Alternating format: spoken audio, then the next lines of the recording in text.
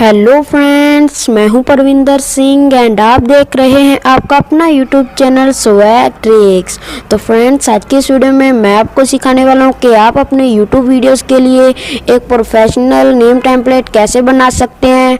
तो गाइस, यहां पर आपको एक कोने में मेरे चैनल का नेम और मेरा नेम दिखाई दे रहा होगा एंड उसके साथ आपको एक लोगो भी दिखाई दे रहा होगा जो कि मेरे चैनल का लोगो है।